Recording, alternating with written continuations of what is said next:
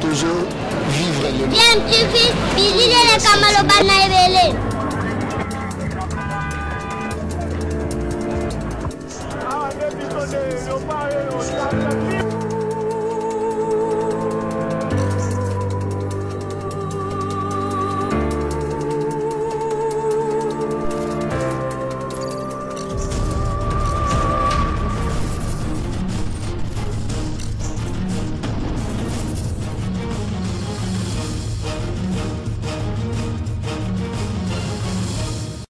TV toujours en avant.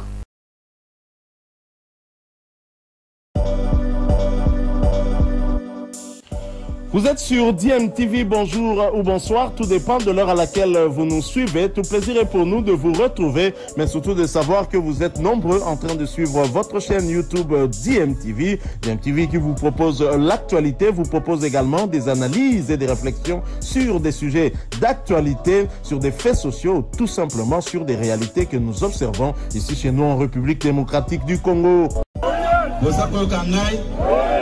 Mais place moko na lingi ko préciser eza boye. Kabila atika ba Congolais basala makambo na bango. Parce que ye aza Congolais te. Mutu nyonso ayebi yango na lobi boye. Kabila, bien que certains collègues présidents d'un parti politique, mais dans le lobby qu'ils laissent les Congolais traiter leurs problèmes en tant que Congolais. Va imposer Bissoye pendant 18 ans. Au moment où Azaki na nationalité congolaise T. Bolandaki Ngoyimukena, un ancien membre ya parti na bango. Alobaki Boye. Bayebisaki Ngai. Basenga qui est aluka moyen ya ko faire accepter Kabila Joseph comme Congolais. Boza kolanda ngai soki bozongi na prestation de serment na ye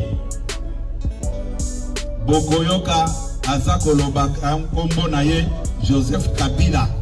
Kombo ya Kabange ezalaki te.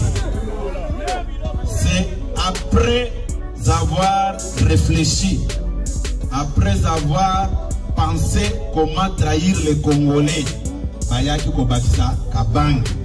D'où par conséquent, à partir de ce soir, Nazako lancer un appel à M. Kabila de laisser les Congolais traiter leurs problèmes sans discussion, puisque nous Congolais, nous allons nous entendre un jour, contrairement que hier, sujet rwandais, au Bakotela Kibiso, Awa.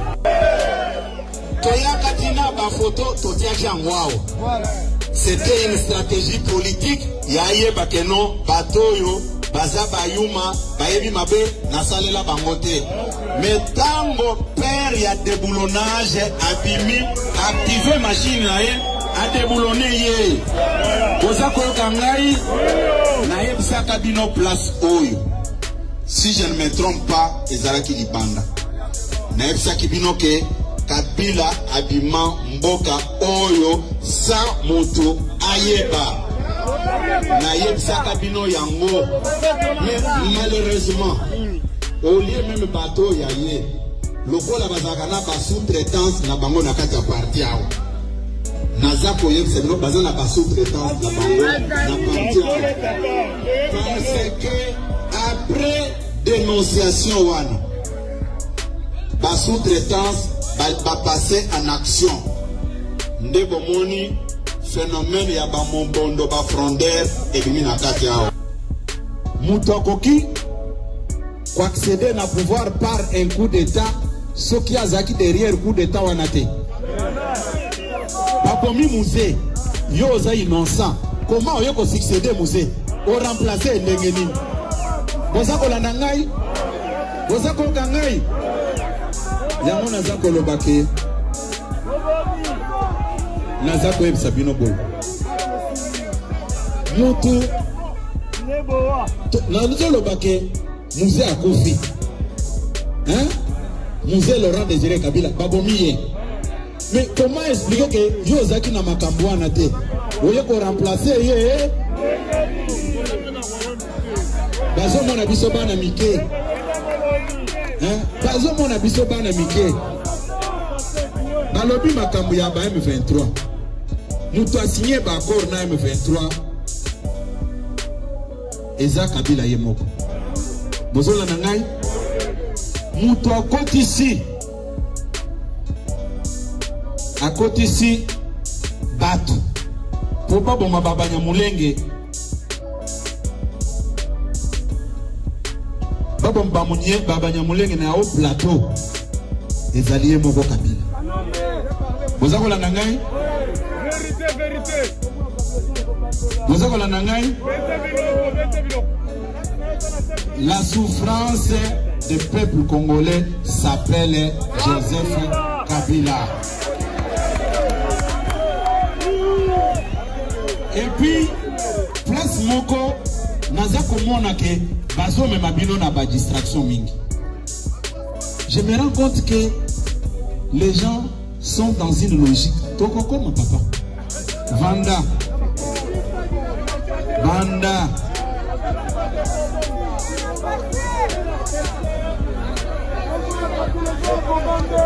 Naza koyeb sabino boy. Naza koyeb sabino boy. Kabila aza modèle T. La nuit du 18 mars 2015, Kabila a boma 421 personnes au Bakenda Kokuna na fosse commune ya Maloba. Hein? Oui, Nazolo Bango. Oui bien, ngai sala kanga tala. Botika na ba distraction na binoana.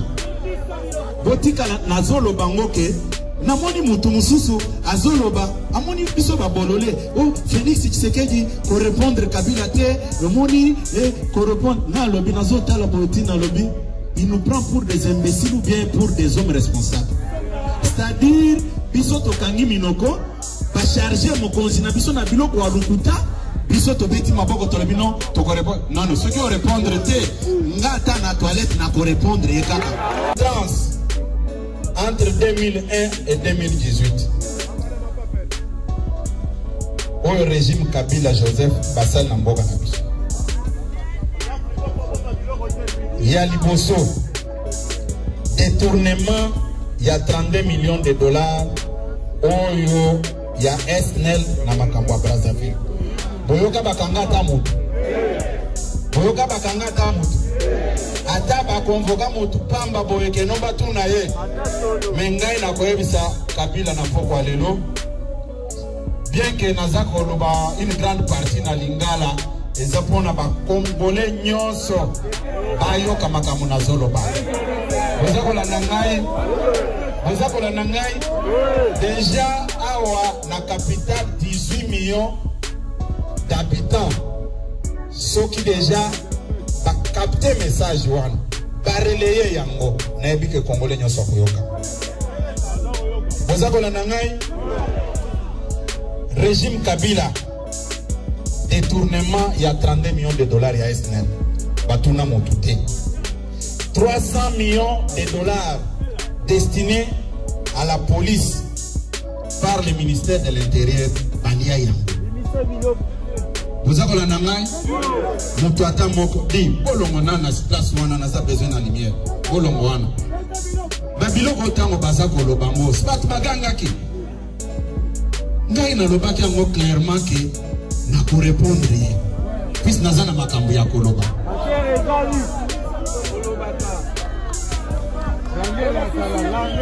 détournement il y a 1,345 millions de dollars destinés aux 5 chantiers. Boyoka bakanga moto naza kolobake 1,345 millions de dollars bayiba yango balia yango batuna ta motu te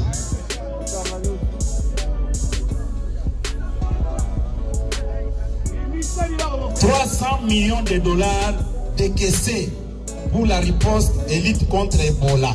Balia ya. Balia mbongo wana. Mutatuna bangote. Vous avez la 786 millions de dollars pour la réforme à la police. Balia ya. Et ça documenté, donc dans un rapport de 2001 à 2018, Mongo Batouana Bayibi Yangoan. Bayimba Lissousou, 160 millions de dollars destinés à la construction des stades Nakikwit, Bayiba Yango, Balia Yango.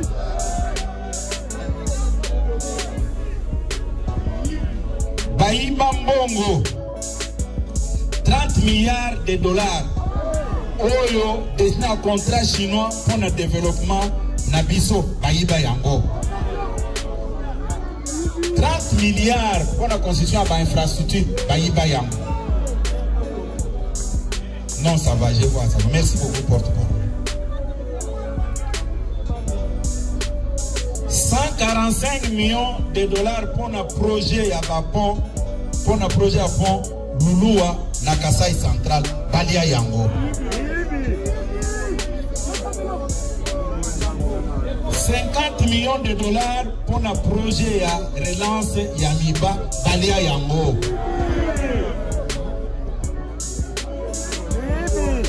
450 millions de dollars, projet de réforme des entreprises de l'État, na compte ya Kopirep, Balia Yango. 350 millions de dollars pour la modernisation de l'aéroport Yanjili Balia Yango.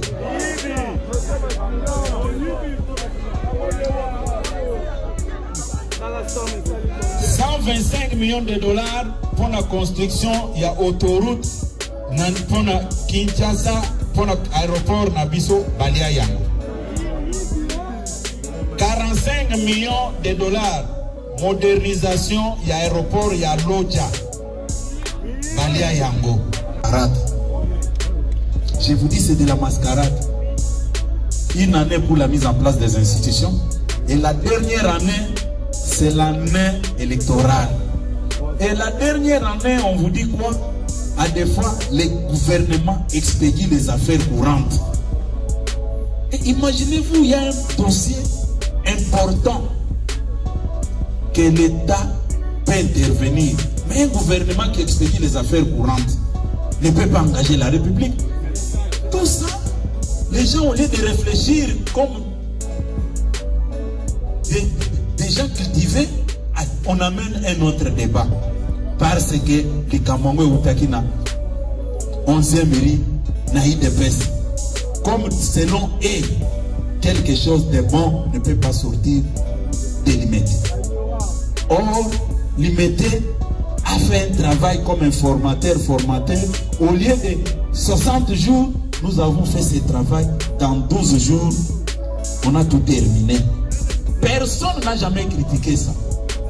Même quand nous étions avec les conseils spéciaux lors des dernières consultations. Quand on m'avait accordé la parole, j'avais dit non, tout était déjà fait. Mon rapport là, les chefs a le pouvoir d'agir comme ils pensent sans frustrer l'union sacrée. Et tout le monde était d'accord. Et l'union sacrée, c'est la vision du chef de l'État.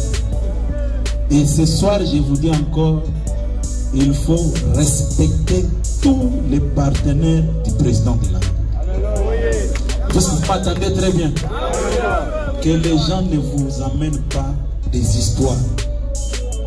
Le jour où il y aura un problème, je reviendrai encore ici devant vous. Boyebi ke ngai na lobaka sans kotia mai na monoko. Zanda pambola bino.